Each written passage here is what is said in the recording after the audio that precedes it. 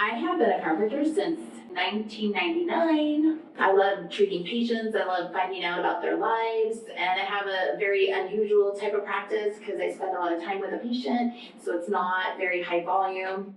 I fell when I was just in first grade and I started getting really bad headaches. First grade all through college.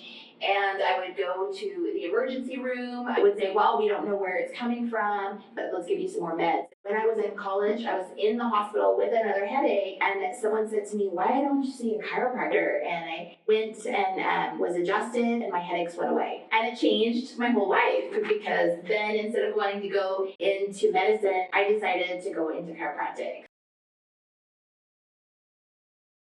For a high volume practice, they have the ability to see, 50 to 100 patients a day or more. One of the first positions that I had as an associate doctor, I worked in Vallejo at a high volume practice. I would walk in there and wherever a green flag is, I was to go in and adjust them. And I got in trouble. I got called back into the x-ray room and I got screamed at because I had asked somebody how their day was.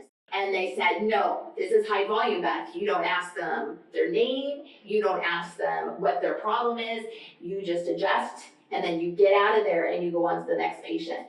But like high volumes are more profit driven. So it's just, keep them coming in. I would say maybe my 5th month in practice, I had a patient and he had radicular symptoms into his hands, headaches. And I was just like, well, what happened? He was a roofer. And he was like, I was on a roof. And I'm like, and he was like, and that was it. And I was like, but that doesn't make any sense. It turned out he had fallen off the roof. And I was like, I am not touching you until I get an MRI. And it turned out that he had a fracture in C1. So if I had adjusted him, he would have either died or he would have been paralyzed. You have to know the right questions to ask. And if it's a high volume practice, chances are you're going to miss something because you have 15 other patients waiting.